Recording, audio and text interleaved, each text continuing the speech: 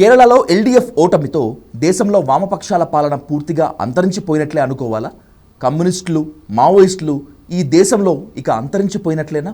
అంటే పాలన అంతరించిపోవడం వేరు, కమ్యూనిస్టు పార్టీలు అంతరించడం వేరు. కమ్యూనిస్ట్ పార్టీలకు ఇప్పటికీ దేశంలో ఎమ్మెల్యేలు ఉన్నారు, ఎంపీలు ఉన్నారు, ప్రజా సంఘాలు ఉన్నాయి, ప్రజా ఉద్యమాలు ఉన్నాయి. ఈ కమ్యూనిస్ట్ పార్టీలను సిపిఎంను, సిపిఐని మావోయిస్టులతో పోల్చలేము. వాళ్ళేమో సాయుధ పోరాటం ఆధారంగా ఉన్న పార్టీ కనుక మిలిటరీతో వాళ్ళని ఓడించగలిగారు. ఇక్కడ పొలిటికల్గా దెబ్బతిన్నమాట నిజం, వామపక్షాలు, అందులో అనుమానం ఏం లేదు.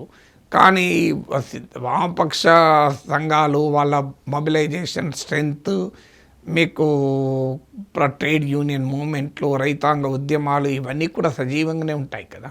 అవి సమస్యలు ఉన్నంతకాలం అవి ఉంటాయి, సమస్యలు లేకపోతే అవి ఉండవు. అందువల్ల పొలిటికల్గా, ఎలక్టోరల్గా లెఫ్ట్ దెబ్బతిన్నమాట నిజం. అది అందులో పాలన రీత్యా దేశంలో ఎక్కడ ఒక్క రాష్ట్రం కూడా లెఫ్ట్ పాలనలో లేదనడం కూడా నిజం.